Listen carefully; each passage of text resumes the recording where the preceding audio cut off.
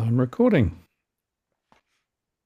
Hello again, it's Martin North from Digital Finance Analytics, where I notice posts covering finance and property news Monday evening once again, and Edwin is back for another rant. Hi, Edwin, and I want to say to you, FAFO.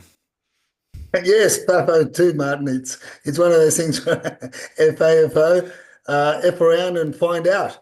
And many vendors are going to find out the hard way. And if they keep on playing the silly games of allowing their agents to go out there and play the price it low, watch it go game, well, they're going to get caught out, particularly when well, people don't know whether they're coming or going at the moment out there in the market. It's a very, very patchy market. The reports are a little bit all over the place until it really settles and takes stride for 2025. But yeah, this is it. As you say, FOFO, Martin, FOFO, and yeah, this is what one of the auctions on the weekend that was reported to me by one of the auctioneers that reports, gives us some updates. It's rather interesting what happened here. The vendors, the property, the value of the property, the agent got the listing at with a guide of 1.5 to 1.6. They went out and with a very low marketing guide, well below that, I could say, closer to the 1.3 mark.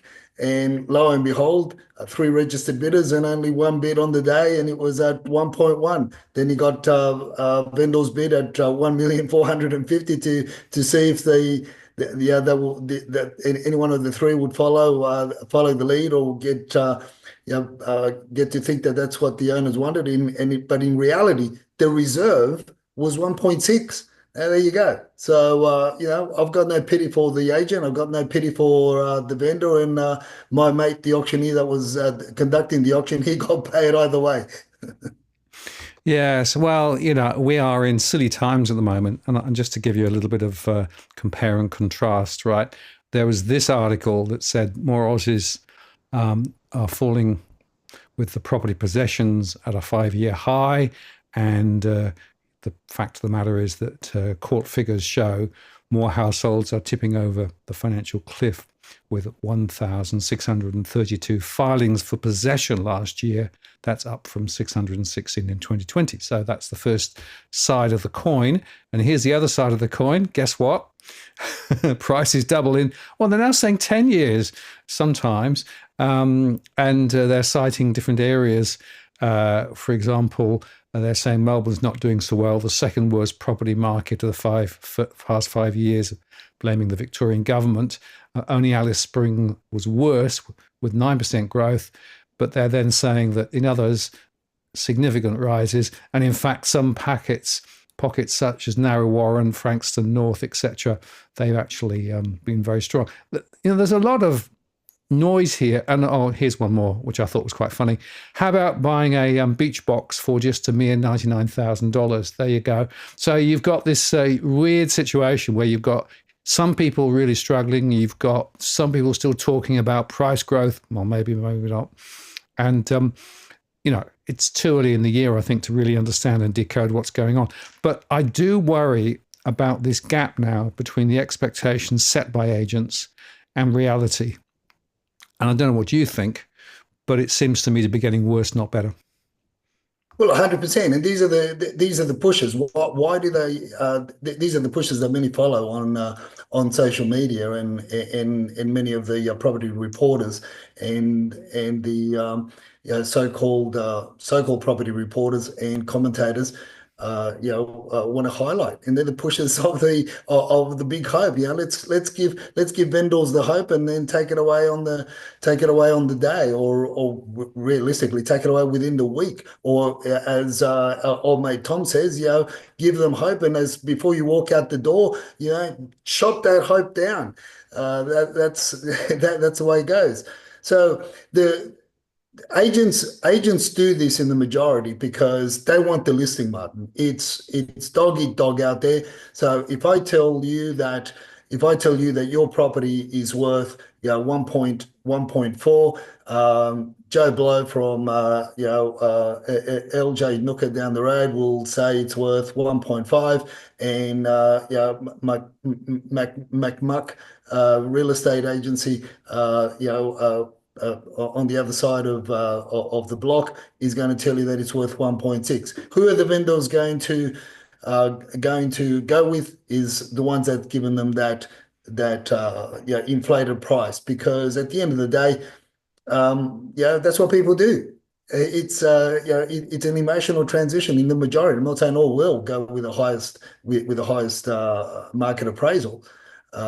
They've got to be, some are cautious, some understand the difference between a high market appraisal and reality themselves. But in the most part, unfortunately, that's the game. That is the game. This is why we keep on saying over and over and over again.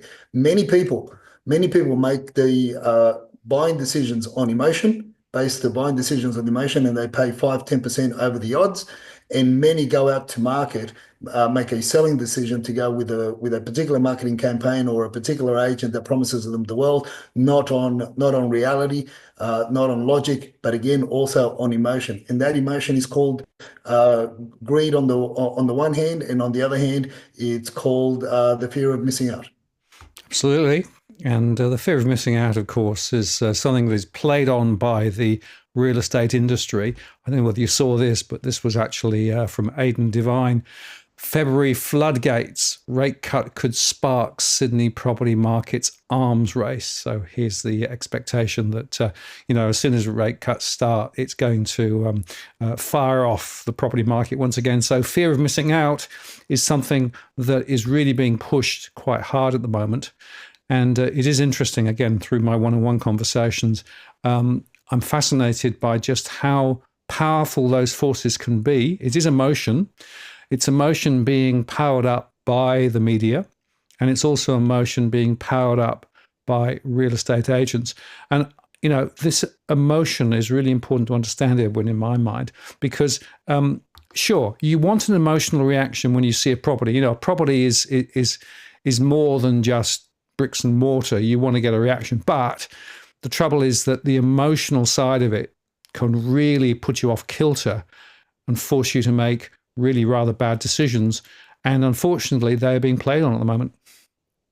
Yeah, look, I say to a lot of our clients, one of the biggest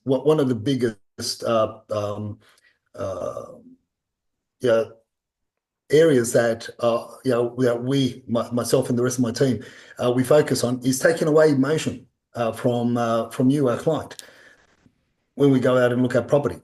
We can't take it fully away because obviously, it's an emotional decision. Most of our clients are first home buyers, even second time home buyers, and investors are on a different plane altogether.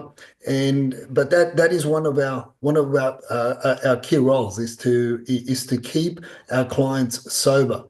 And look, one of the things to stay sober, for in one of our early tips in the show is you've got to set your price. You've got to set your bar. That is one instrument or one tool that is going to help you, or strategy that is going to help you to stay sober.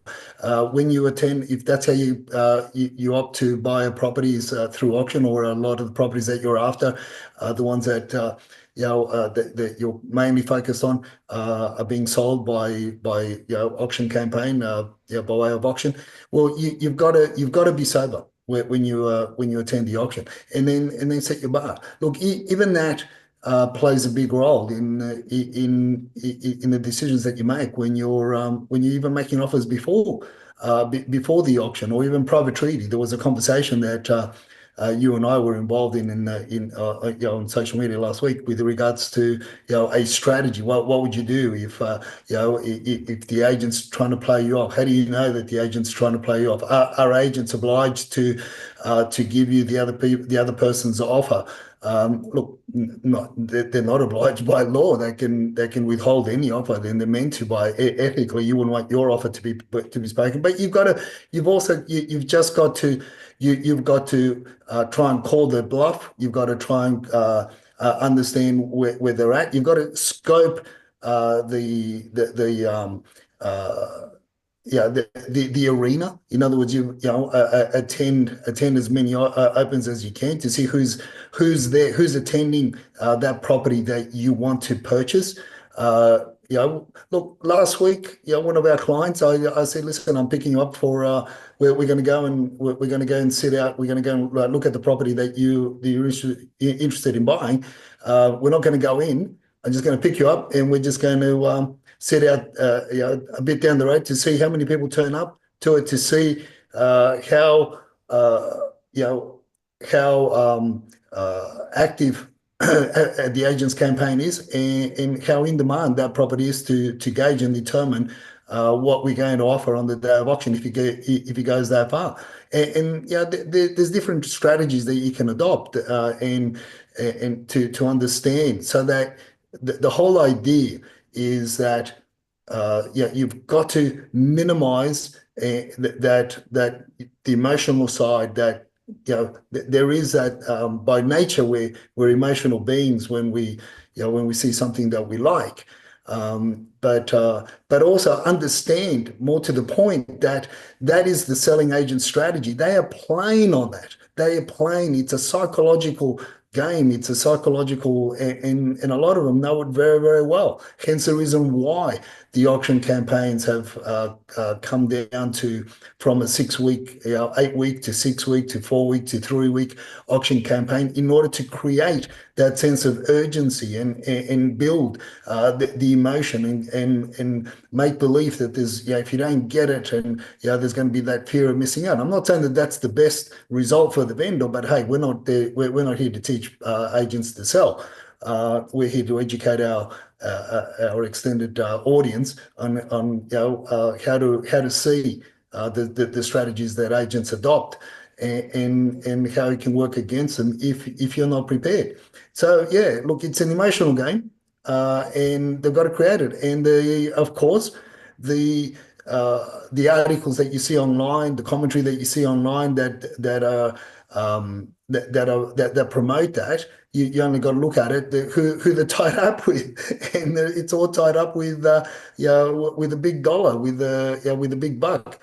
Because it's the publications that own domain and own REA, and or shares in domain and shares in REA, and other organizations. And you got to have that, because you can't have a market, you can't have an audience that is not talking about high prices, or about this or about that, and because without it, you're not going to sell subscriptions to their to the publications, or you're not going to get properties advertised on the portals. I mean, it's all about the big dollars, right? So that's a point there, Martin, that we've got to be focused on, and that is eliminating the emotion and being more sober when we attend these these campaigns.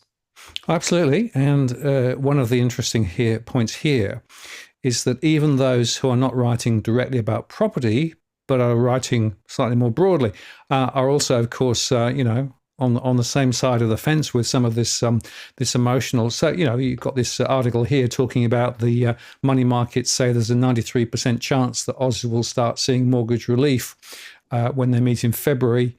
Dr. Oliver from AMP said probably an 80% chance. He's suggesting maybe they'll ease in February, pause in April, and then in May. Now, I made a show, RBA rate cut, not a done deal yet, but the people are split on this. But it's also worth, I think, understanding, Edwin, that even if the RBA were to move, as according to this particular little conversation point here, the rate cut is just half the story, because banks may take a hard line. According to this article, an RBA cash rate is just half the story. It's then up to your bank to pass that on to customers, and banks don't tend to be quite as good as passing on rate cuts in full as they are the rate hikes. Over the past 10 years, there have been 10 RBA rate cuts, but a CanStar analysis revealed that only 4 were passed on in full by CBA, NAB, and ANZ, and Westpac could only manage 2. So not great numbers from a customer's viewpoint. And I think that's worth just contextualizing. So sure, there might be some rate relief, probably not a lot. But even then, it's only part of the story. And I just come back again and again to this idea that the spin that's out there sweeps people up and makes them really make bad decisions rather than good decisions. So, get yourself informed, make sure that you really think things through, get the local detail and the local data for an area, and don't be swept up with these high level, highfalutin, stories, which are there for a particular reason. And by the way, just to put that in context, here's an article on the other side saying six-figure falls in regional house prices. There were six-figure falls in house values last year in parts of regional New South Wales that were too far from Sydney to commute for work. So, this idea that regional areas are doing a whole lot better, not universally true. So once again, it really comes back to this idea that you really need to be going granular, go local, really understand what's going on the ground there, rather than thinking about this sort of high-level story. But, Edwin, we should also highlight the fact that we need to be careful what we say these days, huh? Well, that's right, and this is why I'm biting my tongue as we do the show, Martin, because I've got to remind myself. I just want to put it out there that we love the hedonics. We love auction clearance rates. Not really, but look, many years ago, or not too far, not too long ago. We used to say sticks and stones may break my bones, and words will never harm me. Now sticks and stones may break my bones, but if you call me a wog, a spick, or that's what I used to be called when I was younger, a wog, a spick, a greaseball, I could dob you in and put you in jail, Martin. I was talking to some guys today I was buying some timber for a project, a timber yard in out west, and just talking to the guys there, and we were talking about this particular subject, and we all came to the conclusion it's these days you get a linear sentence if you're gonna have a verbal with somebody, you might as well smack him in the mouth. You might, you get 6 months. You get 6 months for assault. Good behaviour. I'm not condoning that. I'm not condoning that. But but for calling them a dirty scoundrel, blip blip blip, you could end up with 7 years in jail. It's crazy. It's crazy which way we've gone. We've turned the corner, and it's now really it's an unknown world out there. So this is why we've just got to be careful. I've got to come up with new names for the underquoters. Oh, I didn't mean to say that. Sorry. Uh, Well, here's a set of principles that you tweeted the other day, which just shows you how you need to be thinking now, huh? That's it. This is it. This is this is going to become our mantra. We believe that auction clearance rates is a true reflection of the market. Underquoters don't walk amongst us. We believe that underquoters don't walk amongst us. I mean, this is our new beliefs, because it's crazy. It is absolutely crazy what we're really getting into. What we think, what we pray, what we dream about could potentially put us in jail if we offend somebody that, when we're sharing a story, or like I said, we having a heated moment, or somebody has a beef with one of my posts on X, or what we say on the show. I mean, it's yet to be tested, of course, but how far have we gone? And obviously, it's a lot got to do more with political persuasions, but then again, most of the most of the policies that affect us have been around property and the house of living crisis, by way of affordability and rentals. So and here we are. We've basically trying to have a go at Mike Tyson with both hands tied behind our backs? Well, I think the couple of points that you bring up here, the greatest people in the world over the centuries have been and will be politicians and real estate agents, hands down, no argument, right? And politicians don't care about property prices going up or down. They just buy investments to help and keep people in jobs in the building industry. Agents that buy listings and give sellers hope are very generous people. And Dusty and you are going to buy into Albo, ScoMo, or Dutton real estate groups if they're offered to us. And you say, is it too early to talk about this stuff? Well, there you go. So this is the new Edwin mantra. Well, we've got to be careful, haven't we? Well, as they say, Martin, you gotta go with the flow or get locked up. It's crazy. It really is. It really is crazy because obviously, like we said earlier on, what the seriousness of this whole thing is what's going to happen for calling out politicians that have got that have got these super duper. Investment property portfolios, and then all of a sudden, developers get grants and everything else that is going to make their life easier to build. I mean, we just got to be so careful as to what we say and what we do until I guess it's really until somebody feels offended and they complain. And and I can say I've offended a lot of developers over the years, and I've offended a lot of real estate agents.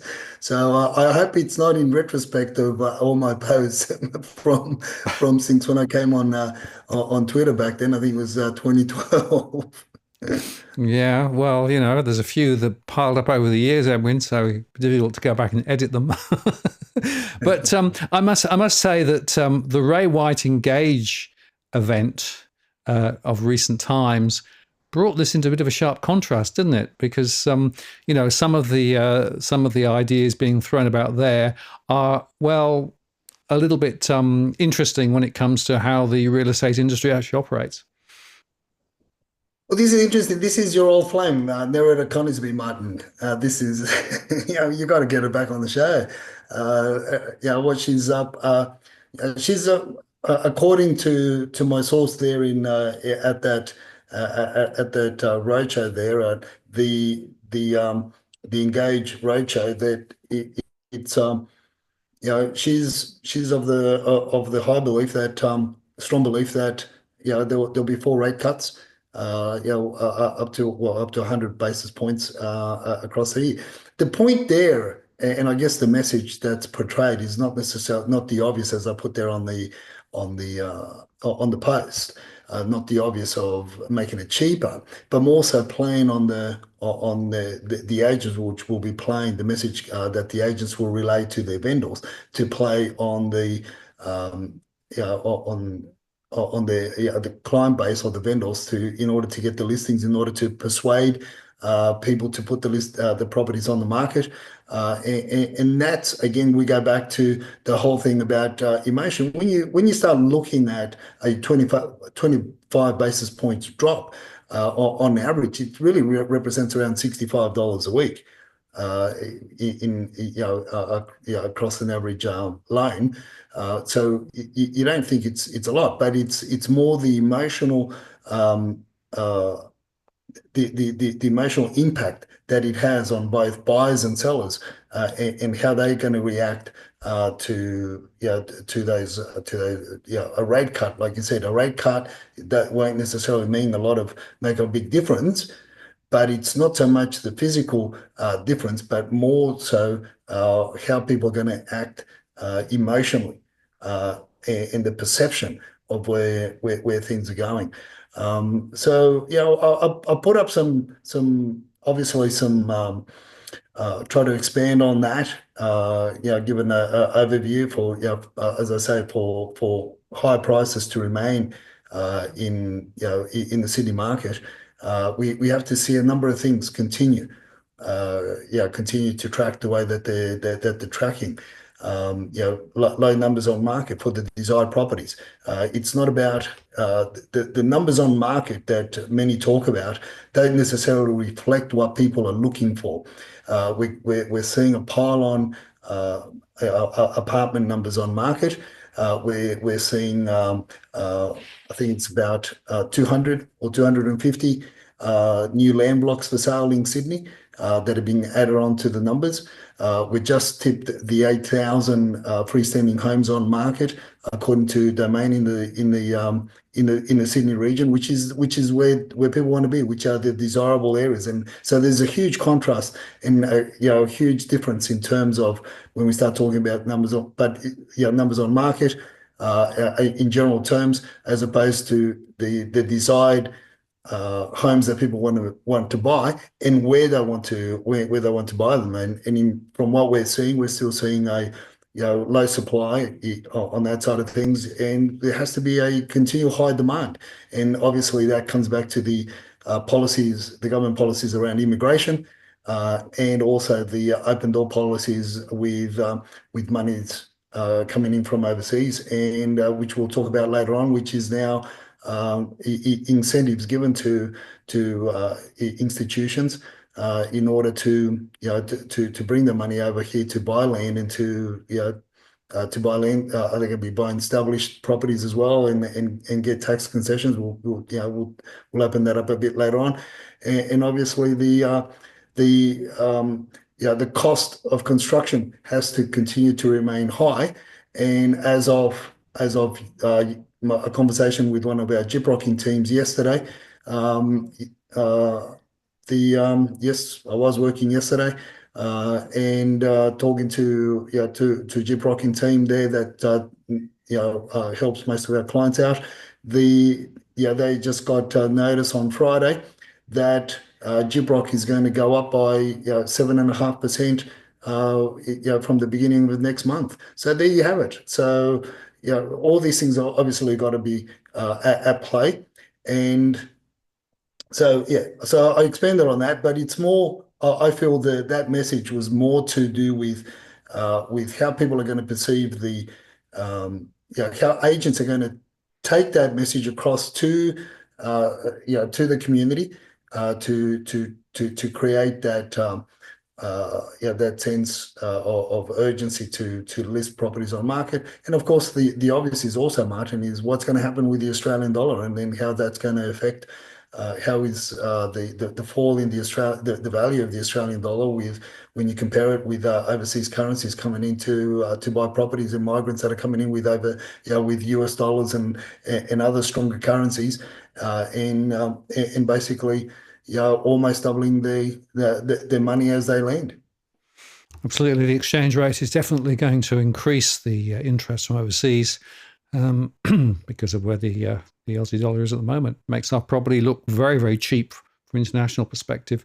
But there's another three-letter acronym that we should talk about, the VPA, right? Because this is now the latest and greatest, right? This is the new lever that agents are beginning to use to be able to, make their vendors pay a little bit more.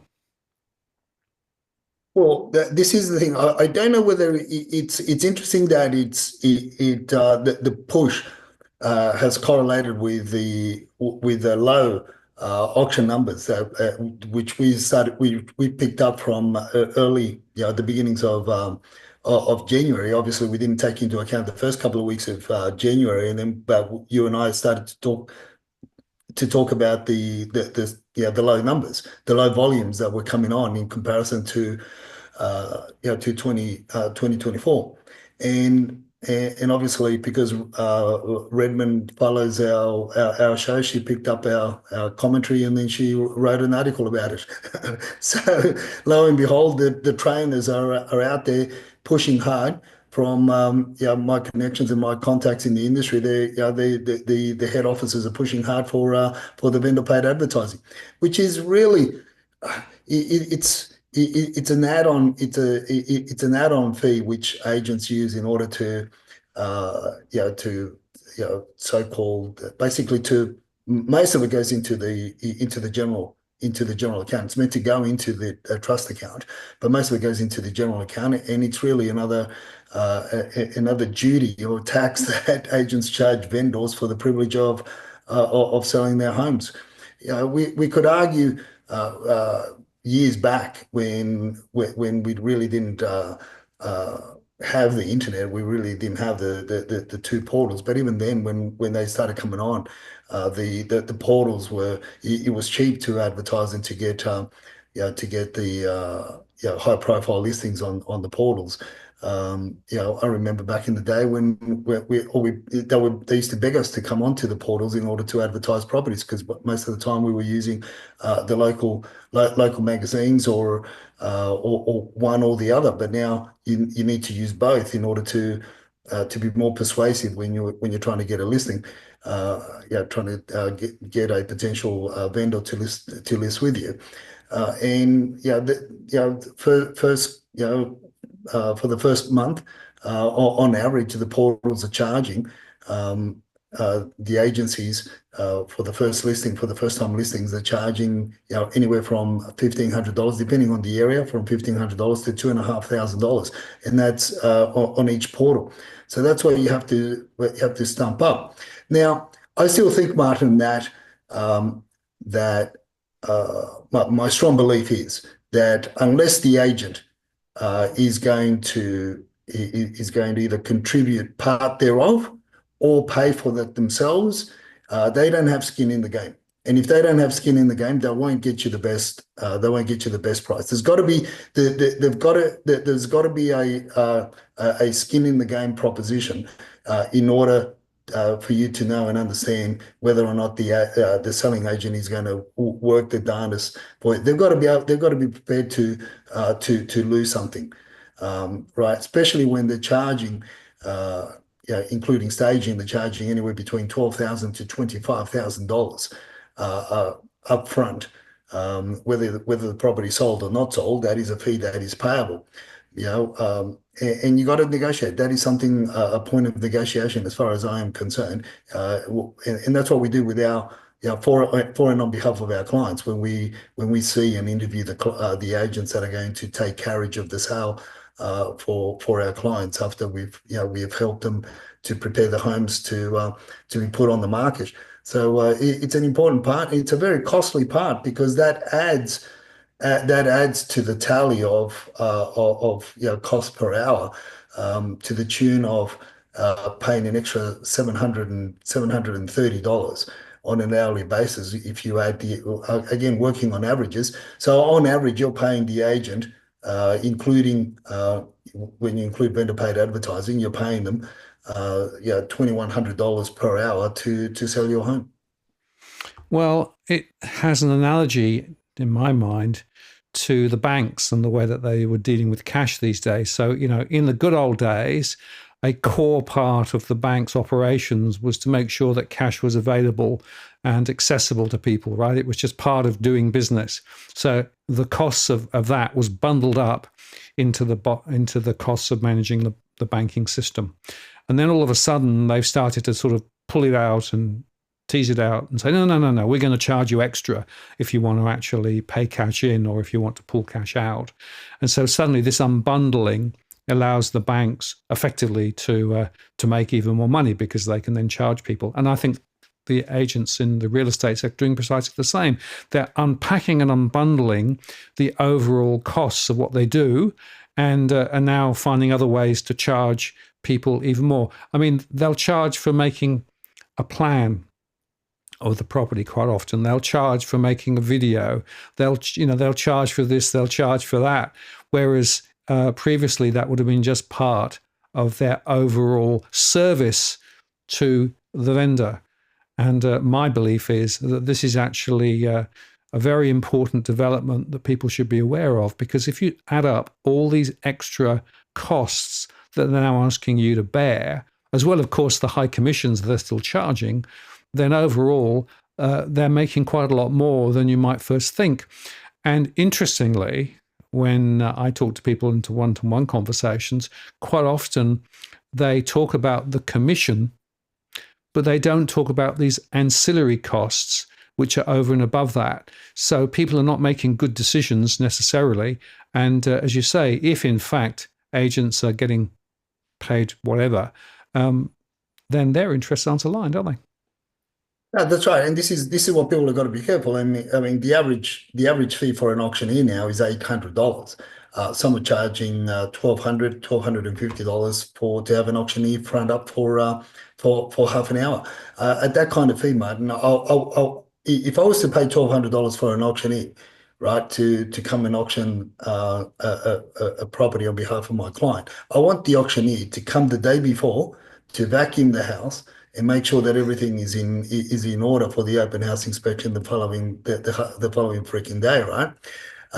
But yeah, the majority, and I wrote something on LinkedIn. Again, I haven't visited LinkedIn for about 5 or 6 years, but I recall I put something up on LinkedIn with regards to auctioneers, how they flatter around from one auction to the next, and some conducting up to 12, 15 auctions, and they boast about it on a Saturday, and they spend very little time. And I asked the question as to, is this really what you want from the person that takes carriage of the sale of your home, and that it's going to make a big difference for them to only visit your house on the day of the auction, and conduct the auction for half an hour and then disappear. I want the auctioneer to be front and center during the week, and have a look through the property, get themselves very familiar with the property, get themselves very familiar with the vendor's needs, and everything else that goes with it, in order to be more equipped and be more persuasive when they're conducting the auction. You can tell when a lot of auctioneers haven't visited the home. Look, 99.9% of them don't visit the home before the day of the auction, and they make all these bullshit excuses, and you're actually paying them 800, or let's say on average $8,000 for half an hour, right? And the thing that they've got in mind is how they're going to get from your house to the next property in peak hour traffic on a Saturday. And peak hour is from 10 o'clock in the morning till 1 o'clock in the afternoon on a Saturday, and they've got to go from one end of Sydney to the other end. And like I said, it baffled me. So I put that out to the industry, and obviously you can imagine all the commentary I got from many. But there were a couple there that said, "Hey, Edwin, that's what we've been doing for 15, 20 years of being an auctioneers, and hey, I take my hat off to those guys." But this is where we're at.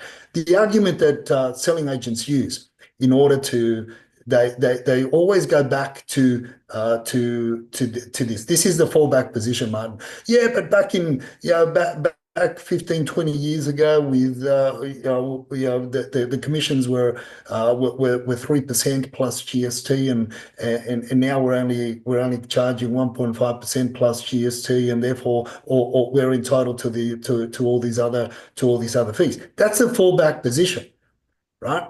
But then I just sit there and listen to all the BS, and then I just remind them that 15, 20 years ago, the particular property that we're presenting to them in order to see if we're going to take them as the service provider to market the property, was worth perhaps 50, 60% its value that it is now. So, and this is what they don't, that it's just that they do know, but it's an argument that they use to bamboozle the prospective client, and that's how they get away with it. They get away with these things, and obviously the other point is, and the biggest push is a secret. This is the other argument. A secret can't be sold. And we need to, it's very, very hard to sell a secret, but again, it all comes back to the cost of doing business. This is a cost of doing business. 15, 20 years ago, you may have got $17,000 for the sale of this home, and you happily wore the advertising costs on a local magazine and on a portal, which may have taken $1,500 away from that commission.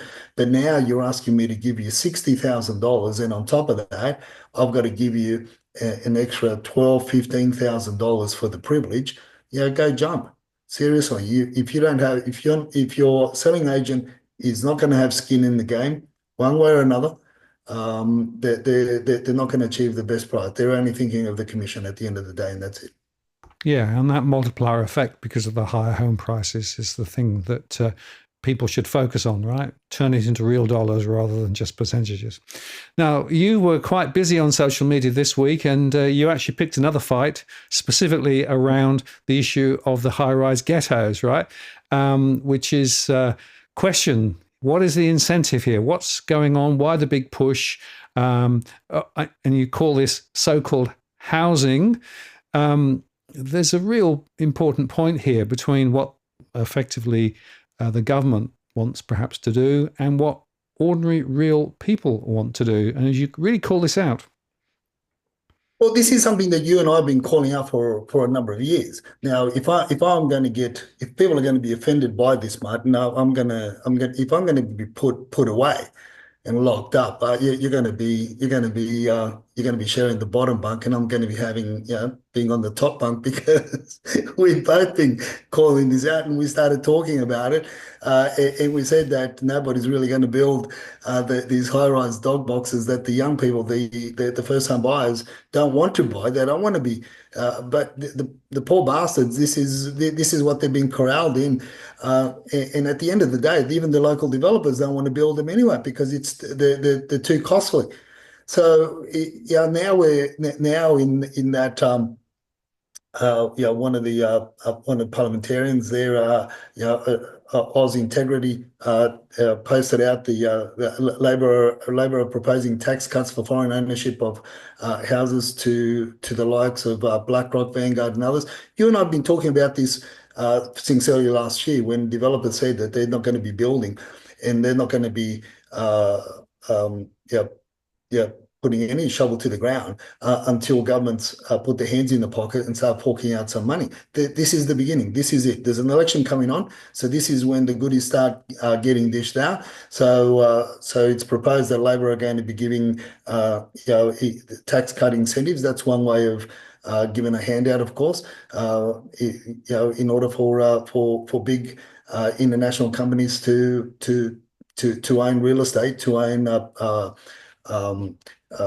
residential real estate in Australia in the guise of housing, creating affordable housing for those that need rental accommodation, but not addressing the elephant in the room, which is only becoming bigger by the month, and so one party wants to, it's all about smoke and mirrors as to the names of visas and the numbers they give to visas, and the other parties are going to dish out tax incentives because they both don't want to address the elephant in the room. And at the end of the day, as we've been saying for a while now, local developers don't want to build these dog boxes. Because that regardless of the fact that they're getting higher yields now on the smaller blocks of land, they were able to build a lot more because they're too costly. They're too costly. We don't really have the expertise. We've lost a lot of it over the last few years as well. Many of the, as Bob the Builder has told us for a while now, builders, developers over the age of 60, which would stay on till they were in the 70s and pushing late 70s. They'd stay on because of that passionate about building, passionate about developing. Now, many in the 50s, a lot of my friends, builders and developers that have made a lot of money over the years, they've just literally retired, and in order to get away from they were building. A lot of the cases they were building, their excuse was because they didn't want to stay at home with the missus. But now after that, when they stopped building because of the lockdowns and everything else, they bought themselves big fishing boats, and now they spend most of the time fishing and traveling around in order to keep themselves occupied. So we lost a huge chunk of the workforce that could and had some now building. But so you've got to. So what's the alternative, right? So this is where there is no alternative, and so you've got two. It's a two-prong attack. So you got to bring in international money, as I said, we said earlier on. You got to bring international money in big chunks of it, because our open door policy to allow that to come in and own residential property, and this is for both the left and the right, and then the other thing is we got to obviously, the ones that are going to be buying a lot of these dog boxes, apart from the institutions, that are going to be the new kids on the block, and the silent tigers that want to speculate in housing because they don't know any better. So you got to have somebody to buy them in order for the locals to build, in order for the banks to fund them.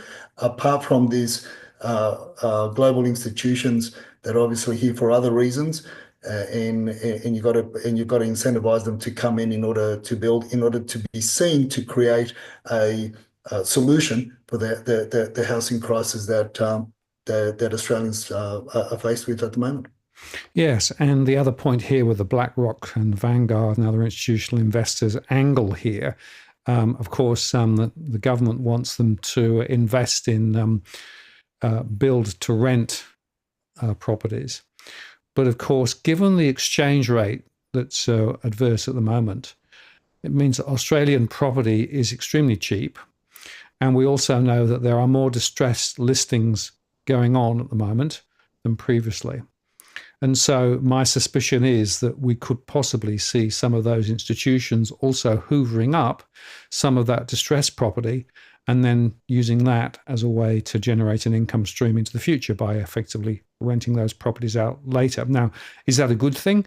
I'm not sure that it is, because what it is doing is effectively shifting property ownership more and more towards these large institutions and away from ordinary people. And I'm afraid that this is, of course, a similar trend to what we saw in the US after the global financial crisis.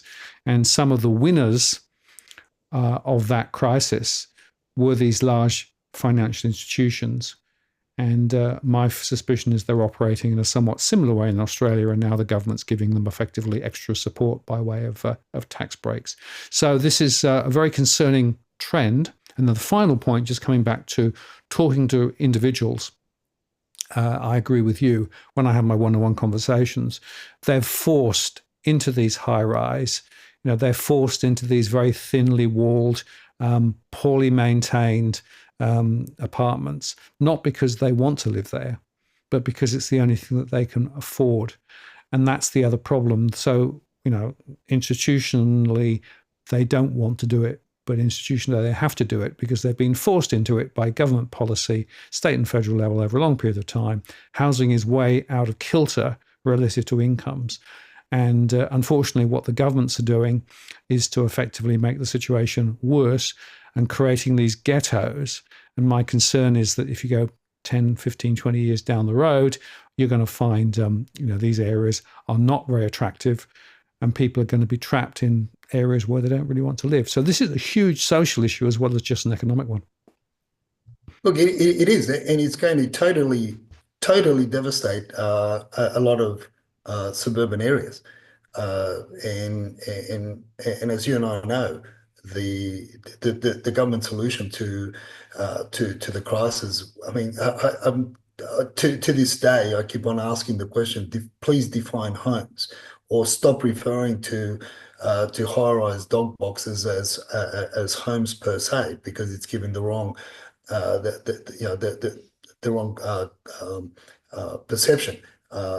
And call it for what they are. Apartments. Call it units, apartments. Call it for what they are, but stop referring to them as your home, because and they're going to be put in areas where, as I've said for a number of decades, that anything short of a 3-story or a 4-story building shouldn't be built on that, because of the need to also build the basement parkings, and a lot of the East Coast isn't you know doesn't cope with it. So we're only going to be caught up with a lot of issues. Now, where are these high rises going to be built? Are they going to be built in the in your Penriths, your Mount Druitts, your Liverpools, and these are areas where anything that's higher than 4 levels, they've already they already have issues. You've got the Nepean River, you've got the many developments are back onto Cabramatta Creek around there, and in those areas there where you've got issues, they've gone too high and they've dug too deep, and you've got structural issues, and the list goes on.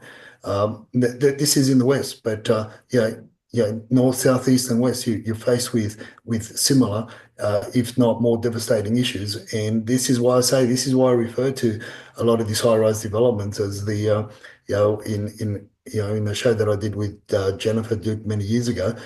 We said the building of the $1 million ghettos. In some cases now they're $2 million ghettos because that's what they cost to get in. But at the end of the day, it's still a ghetto. So it's not a good place for many to be in. But this is where many are being corralled into adopting and participating in. From a rental point of view, obviously that's where most of these high-rise developments are, other than those that are being owned or bought or built by large institutions. They're going to be investors, but it's not going to be local investors that are going to put in the money in there. It's going to be new kids on the block and people that are coming in with new money in order to buy in because they don't know the history of our high-rise developments. Absolutely. And there's one other little factor here which is worth just highlighting. I don't know whether you saw this article, but they were reporting that New South Wales landlords are increasingly turning to other states to buy properties because unaffordable prices at home make investing in their own states less lucrative, according to new data. And so people are looking at the fringes of Melbourne and Brisbane. So there's something else to bear in mind. This displacement of activity in Sydney because of the high prices is also something to bear in mind. And even investors, what we're seeing actually is that some investors are actually now trying to get out while they can. And it's interesting, again, my one-on-one conversations, there are still some property investors who bought high-rise back in 2017, 2018 and 2019. And the value today is lower than it was then. And there's a few reasons for that. There's a lot of extra supply of a new high rise. The costs of maintaining the existing properties are actually going through the roof. So the strata fees are rising, and there's a cap on how high they can put the rents up because people can't afford it. So it's interesting that even in the investment sector, the high rise story is not necessarily as attractive as perhaps some people would think. So again, this is another reason why I think it's really important that people really do their homework and make better decisions, and unfortunately not be just guiled into it by what politicians are saying, because politicians, of course, have their own vested interests and not necessarily aligned with what ordinary people need and want. So that's pretty important. Why don't we just quickly look at the numbers, Edwin? Because as we now get into the beginning of February, we've got the Sydney numbers. This is based on Domain, 18,715 on the 3rd of February. Jumping forward to the 10th, 19,209. So once again, the numbers are up. And you can see here that the trend is quite interesting. So we do seem to be tracking higher than last year. Although, again, I would say that, to my mind, the quality of properties being listed aren't necessarily that high. And the number of houses relative to other types of property, including units, is also a bit distorted too, isn't it? 100%. And this is where people have got to be careful. And this is where you've been saying for a while, and that is there are many lemons out there. Yep. Or there are many properties out there, as we say. There are many pigs with a bit of lipstick out there, and you just got to be careful what you buy, and because it's a costly exercise if you don't do your due diligence. Very, very costly exercise. if you continue to believe in the in those reports that the agents are pre-prepared for you, or the vendors pre-prepared for you. Spot on, absolutely. And in fact, your little table here showing the area by area, the suburb by suburb analysis shows that, in fact, even within and across Sydney, not all suburbs are behaving the same way. No, and again, from we presented this the last week and the week before, and today the outstanding suburbs for me for this week was DY, Kings Langley, Sutherland, and Kellyville. DY, there's almost the same. I think there's the same amount of houses on market in the DY suburb. So that didn't change a lot, and that really hasn't changed. It's been 8 and 9 for the last few weeks, but the surrounding area to DY, there's that surged in terms of number of houses available. So the other suburbs around DY, they've had a big rise. Similar to Kings Langley, the homes there have actually dropped. Typically, you would see in Kings Langley around this time, you would see 17, anywhere between 17 and 21 homes. It's been consistently low in Kings Langley, but yet the surrounding areas of Kings Langley, I would say, that would be your Layla Parks, all the way to Layla Park, Blacktown, and Quakers Hill, pick up Quakers Hill, those areas around there. So that increased a lot. Sutherland, again similar to DY, very low house numbers around Sutherland, but yet the surrounding areas, you got a huge rise in numbers, big numbers in your surrounding areas. Kellyville was interesting. Last week's I said Kellyville. It was interesting the fact that you've got large numbers around Kellyville, because there's a lot of work's been going on there for years, and subdivisions, and Kellyville has grown a lot. But from last week to this week, we got a big volume drop in freestanding homes. I would say that got sold, as well as other, meaning any could be townhouses, and there are some apartment blocks around there. Now, is that the beginnings? Is that the beginnings of the movement of the silent tigers and the money that's coming in from overseas? As I said last year, towards the end of last year, I said watch this space, and that's when I started calling the 2025 the year that the silent tigers were going to roar, and of course that is a desired area. Pardon me.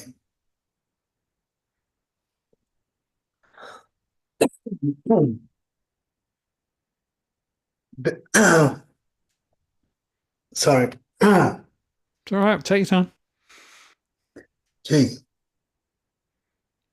I'll just edit this bit out. No problems.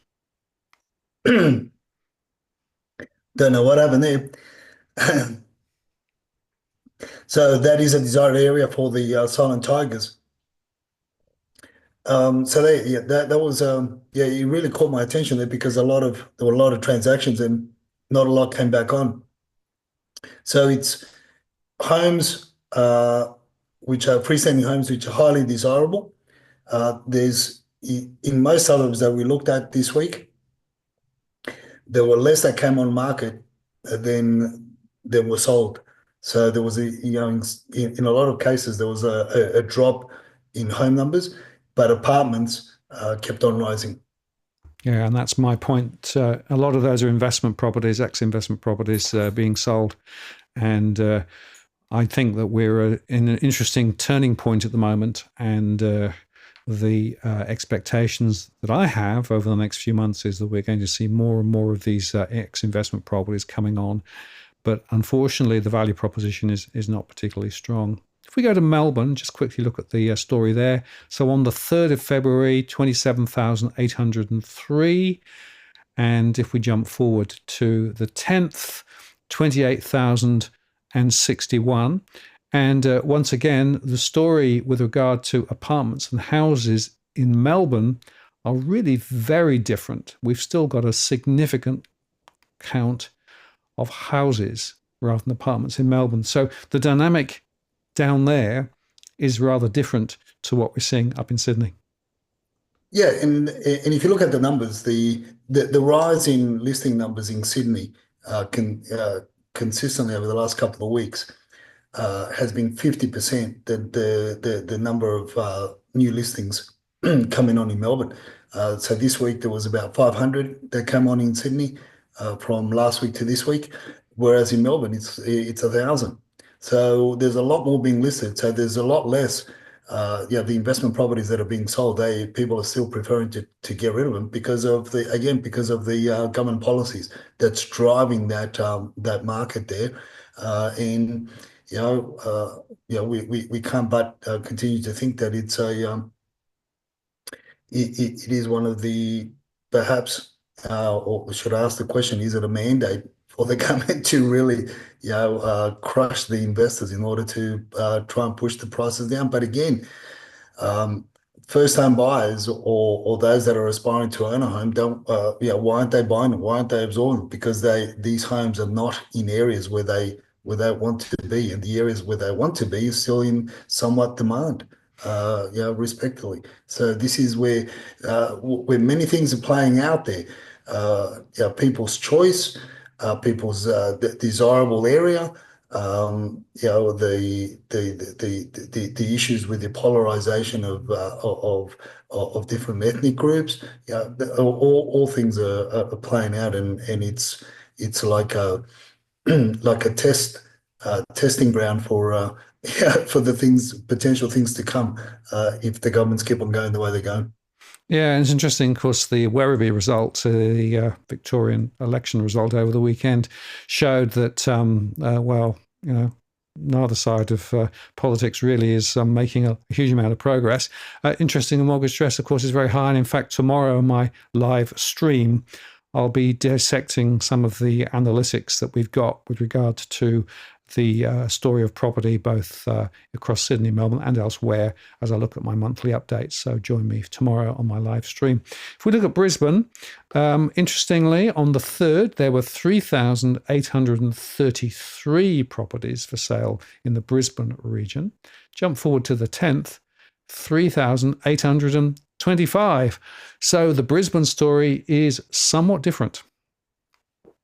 Yeah, so those punters that were believing that the Brisbane market was going to keep on rising and there was going to be a deluge of properties, well, not happening, not happening. That's what we said. We called it 2 weeks ago when they all came out charging, all guns blazing. Numbers don't lie. No, indeed. Well, we'll watch that with interest because I do think there's some interesting dynamics happening in and around the Brisbane market. Let's just quickly look at the auctions. So next week, the auctions look perhaps a little stronger. Of course, we've had some of the holidays and everything else now. But interestingly, the clearance rates, well, they're there or thereabouts. But I just wonder whether we're getting the full story with regard to clearance rates.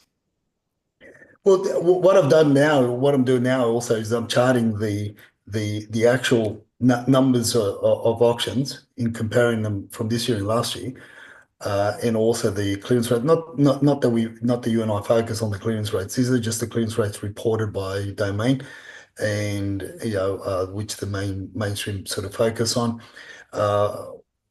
In order sort of to again to either accept what the mainstream are saying or counter what the mainstream are saying, what the so-called property experts and property reporters and commentators go out and start banging every week in, week out. So I'm starting to chart it and graph it so we can get an idea. Obviously, graphs don't necessarily show the numbers, so I decided to do a side by side run of things so our viewers and our followers can see for themselves. Remember what we said at the beginning of the year, Martin, that there wasn't going to be a lot of activity with regards to auction because of two things. One, it was we got the new year, obviously the holidays around that, so it takes out the first 2 weeks. And then we said that for a lot of the WeChat chatterers and a lot of the Asian communities, including the new kids on the block, the Vietnamese, it was an early celebration of the Lunar New Year as well. So it's going to be interesting to see what's going to happen moving forward now, because it's this week where they start coming back. Their holiday started on or the celebration started on the 29th of January, and some take 2 weeks. The Vietnamese take up to 2 weeks to celebrate their Lunar New Year.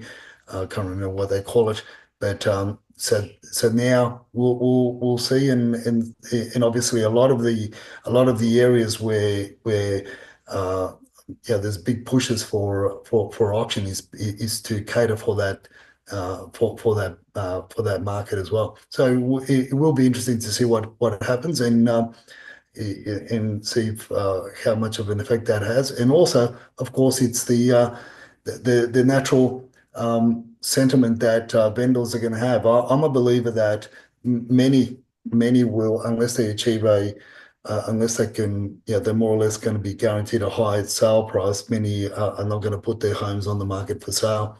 I'm talking about the freestanding homes, all those, right up to villas, uh, because of they're going to wait it out until rates come down in order for them to get a higher price, because the cost of transaction is very high. There's not a lot on the market, and secondly, a lot of them are going to wait, even if they're going into retirement homes or moving further afield. They're going to. I'm a believer that they're going to be waiting for the election to pass by before they go on the market. And if we look at that, we're going to be walking into winter, and it's not until spring that we're going to see perhaps see a higher volume of properties on market. Again, I'm going counter to what the mainstream and the Tom Panos and the Mark Boris indexes are saying. I'm not, I just don't see it the way that they see it. I'm sort of looking more at again the numbers, what they mean, and the emotion, and what people are expecting, because of the one of the main reasons obviously is the cost to transact, the cost to sell and to buy back in. Yeah, well, I think that the overhang of the upcoming election will definitely have a depressive impact on property up until May or whenever the election is. It could be called quite quickly.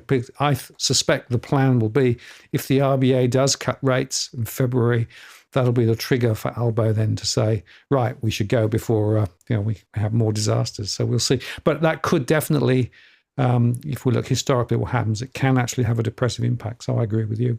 Let's just quickly look at the rentals. So in Sydney, on the 3rd, 12,731. And a week later, 12,194. So the same old, really, with regard to the story, with regard to the rental story. And in Melbourne, 12,410 on the 3rd, 11,978 a week later. So once again, the listing numbers are on the way down. And unfortunately, there are still many people being forced to pay a lot more just to find somewhere to rent. So the rental pressure is still very strong. There was a report that a lot of elderly people are now under huge rental stress. I see that in my data as well as some of the others. So first-time home owners or aspiring owners, in the rental sector are having to pay more to rent, so it makes them harder to save. A lot of older people who never had the chance to own property are now moving into old age, and they're still effectively in the rental sector and will be always, and those rents continue to rise. So there's a really big story there as well in terms of rental stress. Well, as we come to the end of the show, Edwin, we might just touch one of your tips for 2025, and make sure you don't play on their court when attending an auction. Look, 100%. That goes back to what we said earlier on, and that was our early tip, which is set your price before attending the day of the auction, or set the price before, uh, before starting to make offers. No matter what type of campaign the agents are running, you need to set your price. You need to be realistic, and you need to be true to that. I mean, there's a little bit of a little bit of give, but it's got to be persuasive enough to go up. When I say a little bit, I mean a little bit. Give yourself 1 or 2% tolerance in the price, right? Because it's got to be a persuasive argument between yourself and your partner, or yourself, whoever's buying it. But don't get caught up in the emotion, because if you don't set your price, if you don't set your bar, you don't set your limit, before you start negotiating, well, there's only one outcome, and that is you're going to be spending more than what you thought you were going to be spending. Emotion's going to get the better of you, and a lot of selling agents know how to play that trick. And as much as you try to be blank faced, they'll call your bluff. They'll try and call your bluff. You can't jump into this arena on their turf. You can't jump into the arena on their court. It's got to be your call. It's got to be your court. It's got to be your arena and your choice of weapons. Absolutely. And I always remember Mr. Creosote in one of the Monty Pythons, it's only wafer thin, right? But of course, the point is that you can actually get tipped up to a point where it becomes uncomfortable or worse, and yet you get swept up by the emotion and you end up paying more than you can afford, and that creates huge issues downstream. So it's very important to have that cap in your mind, and even if that means you lose the property as a result of it, it means that somebody else potentially is overpaying, and or they've got a different set of financial assumptions that they're making. Maybe they're going to chop the property up into multiple rental units or whatever. But the point is, don't get swept up, because that is a path that will lead to real pain down the road. Edwin, great conversation as always. Thank you very much indeed. Have a good week, and I'll look forward to seeing you again, same time, same station next week. All the very best to you too, Martin. Take care. Take care. Bye-bye. Thank you, sir.